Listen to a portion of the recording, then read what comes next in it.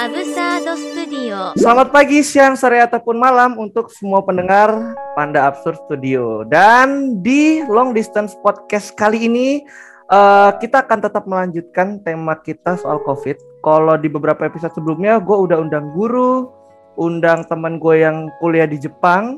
Dan kali ini spesial banget, gue senang banget bisa ngajak kenalan gue nih ya, orang yang bekerja di bidang kesehatan, yaitu perawat yang juga mengatasi COVID. Wah, so without further ado, I present to you my friends Philip Doni Handika. Oke, boleh saya hai dulu Philip. Boleh buka maskernya dulu. Oke.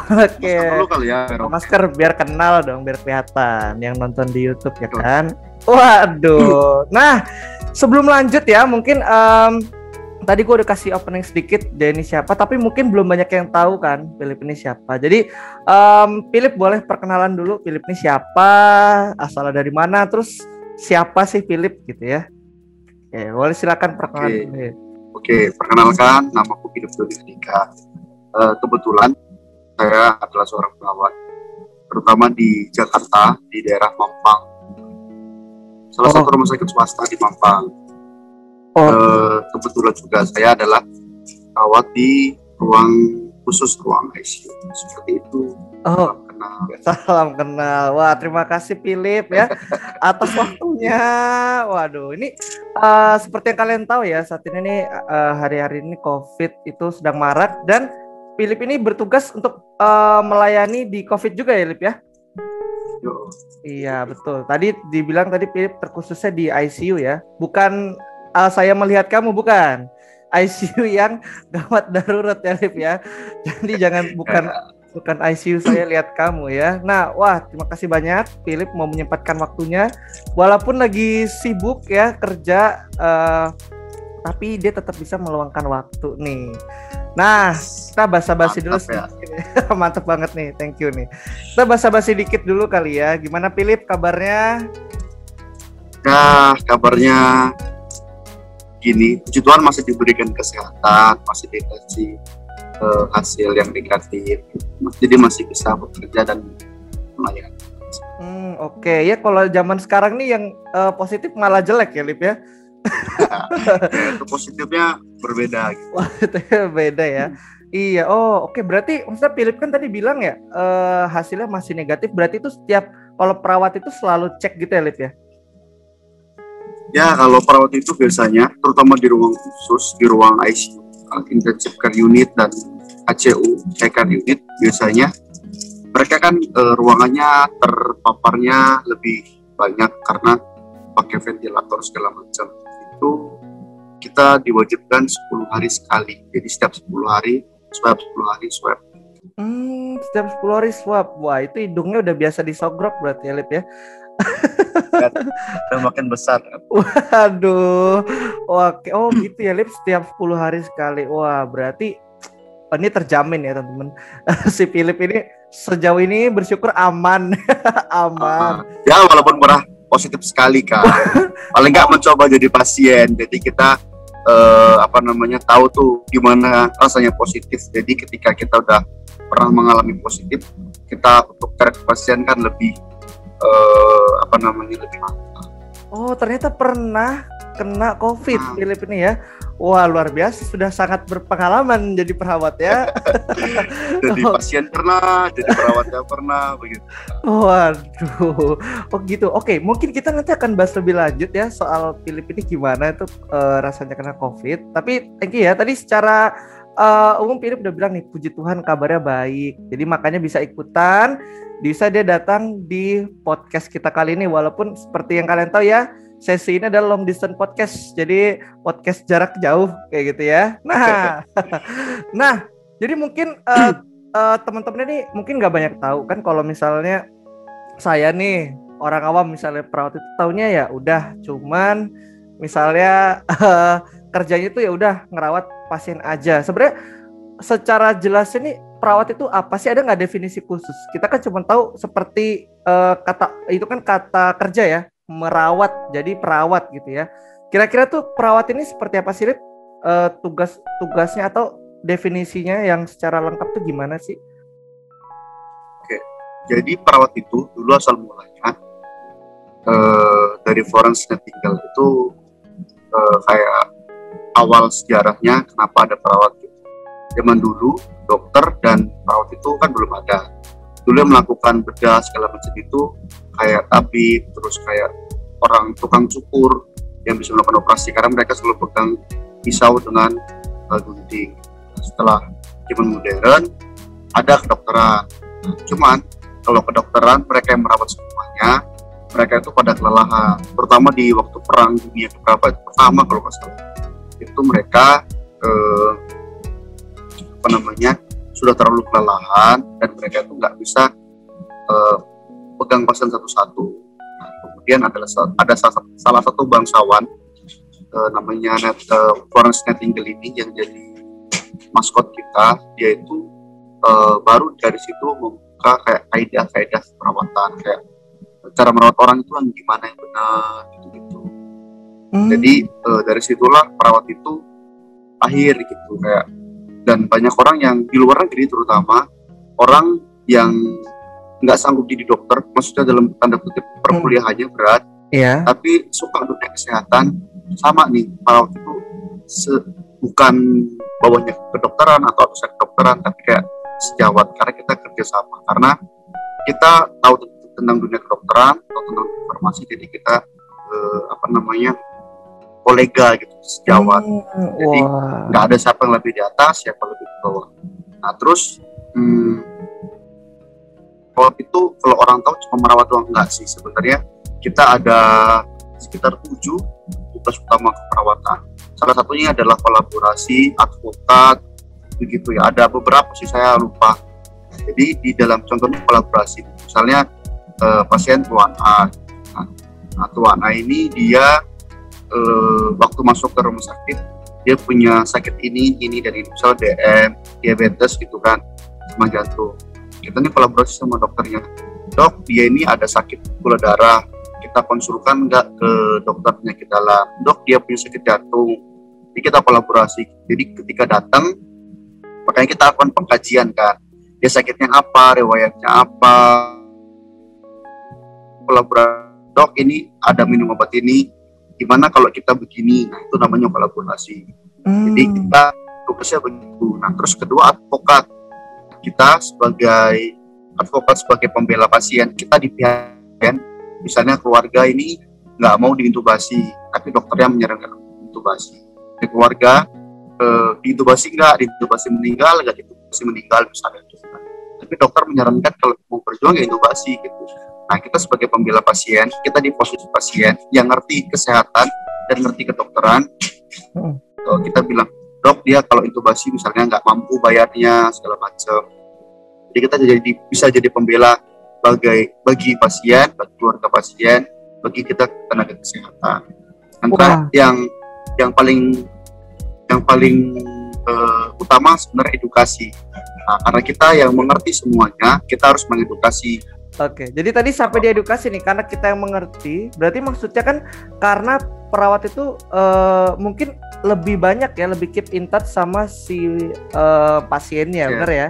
Makanya perawat punya peran penting juga untuk mengedukasi untuk si pasiennya misalnya. Karena kan kalau dari pengalaman saya nih sebagai pasien, mungkin dokter itu nggak bisa sebanyak itu untuk menjelaskan ya, karena dia habis periksa ya pergi, karena emang ada tugas lagi. Jadi ya perawat yang kita tanya-tanya, bener ya? Nah itu makanya kita sebagai sejawat, karena kita mengerti banyak kedokteran, kita kan yang kayak kita bicara itu kayak membuat bahasa seawam mungkin supaya dimengerti, itulah edukasi. Jadi kedokteran nggak mengerti bahasa kedokteran, mereka susah mengerti, kita akan mentranslatekan, membuat yang sulit menjadi yang lebih mudah. Oh iya betul ya. Jadi istilahnya kalau bahasa dokter kan bahasa tingkat tinggi gitu ya. Kita kalau sebagai orang awam yang nggak mengerti bisa bahasanya disederhanakan sama perawat ini ya. Wah keren banget ya. Jadi ternyata perawat itu bukan cuman ngerawat ya. Jadi ternyata banyak banget.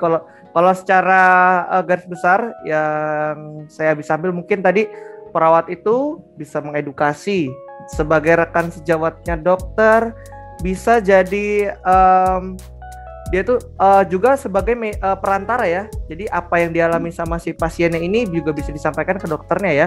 Cari solusi. Advokat ya, istilah bahasa kerennya gitu ya.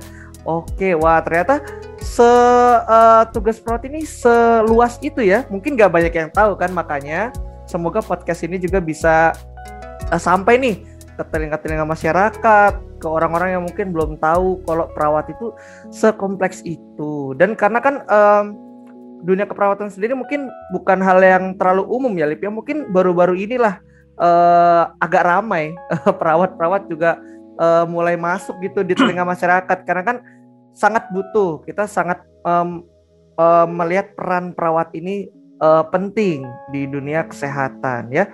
Nah itu kan tadi ternyata Philip udah tahu banyak banget nih. Nah mau tahu sih Philip nih kira-kira udah berapa lama ya jadi perawat nih? Kalau jadi perawatnya sendiri sih baru tahun ini resmi punya surat-surat keperawatannya, kayak surat izinnya, surat tanda registrasinya. Cuman kalau turun di dunia keperawatan itu dari tahun 2016. Dari semenjak kuliah kita udah turun ke pasien.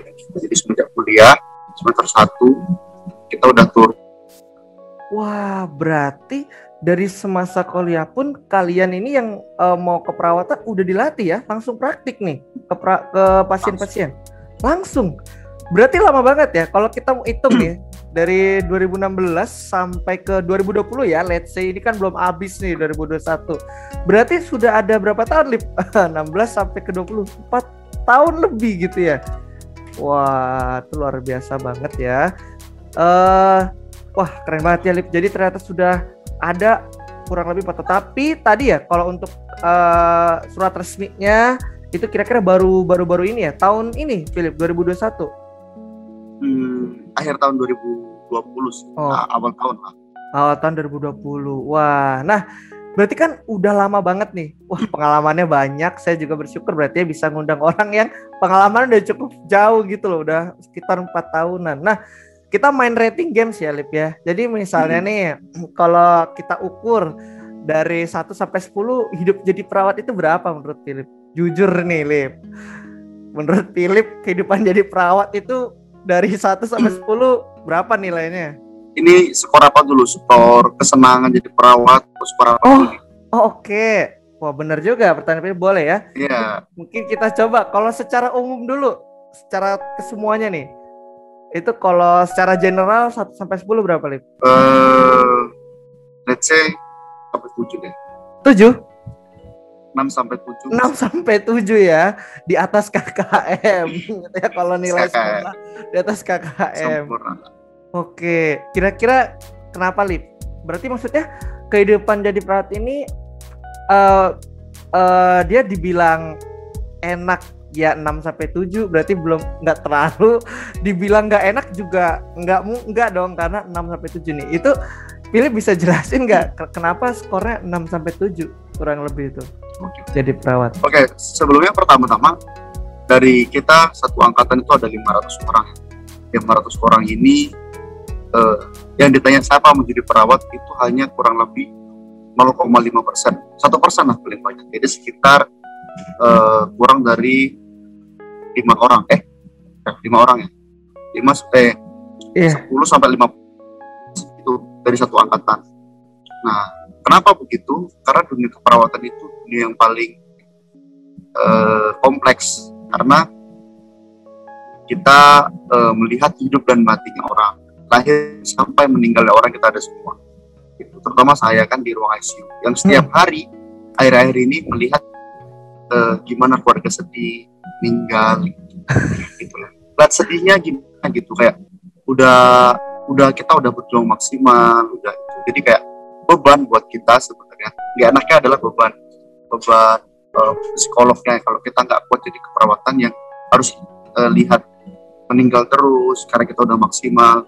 Kita melihat kayak kita denial harus bukan siapa, apalagi posisi kita denial harus siapa yang kita pilih selamatkan. Wah, oke. Seberat itu ya, Lip, kalau kerjanya kerjanya kayak dikerjain lah, karena harusnya dinas 7 jam, 8 jam, ini bisa sampai 10 jam, 14 jam yang let's say liburnya sebulan cuma 3-4 jam. Jadi capeknya mental, fisik, ya. Oke, wah, jadi capek gak cuman mental, fisik lagi ya, karena kerjanya itu bisa lama ya Lip ya, bisa lebih dari yang misalnya kalau kerjaan lain kan, kalau kantor ya 8 jam udah pulang gitu ya, berangkat jam 7 atau jam 6, pulang jam 4 kayak gitu ya.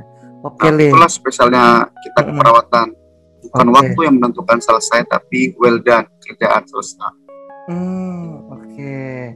Terus gimana tadi Lip? Jadi dari 500 orang di dalam satu angkatan yang ditanya mau bener-bener mau jadi perawat itu cuma 1%.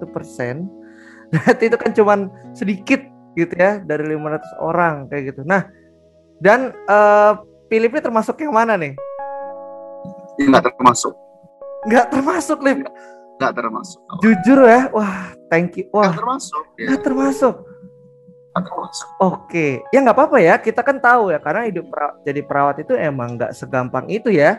Dan kalau ditanya ya, karena tadi ya kayak Philip bilang ya, ngelihat ya kalau perawat melihat orang lahir, ngelihat orang mati juga perawat ya Lip ya. Wah itu bertekanan banget ya. Oke, terus Lip, selanjutnya itu kan tadi skornya tuh 6-7 tuh. Jadi alasan utama Philip itu nggak terlalu mentok amat itu kan karena hidup jadi perawat susah. Nah tapi kenapa masih ada di 6-7 nih Lip? Berarti kan nggak buruk-buruk amat dong jadi perawat. Kalau salah satu tugas yang kita sebut calling, panggilan. Kalau nggak ada panggilan, kita kerja itu pasti akan ya udahlah, nanti gue kerjain, mati sana nggak sana. Jadi kalau kita nggak dapat panggilan untuk jadi keperawatan, untuk benar-benar merawat orang, itu nyawa pasien bikin pasien tinggal. Jadi karena maksudnya bukan baru-baru ini sih, kayak beberapa kali kayak dapat panggilan tugas kamu sudah jadi perawat. Jadi kayak dapat beberapa kali panggilan, ayo kamu jadi perawat, dapat kayak panggilan diri kayak kamu bagus jadi perawat. Jadi itulah yang jadi Philip ini berarti bisa istilahnya memberikan nilai itu 6-7 ini berarti ada juga dorongan ya Lip ya, berarti dari orang-orang yang melihat Philip sebagai perawat ini ternyata dirasa mampu gitu Lip ya. Oke, wah luar biasa ya ternyata.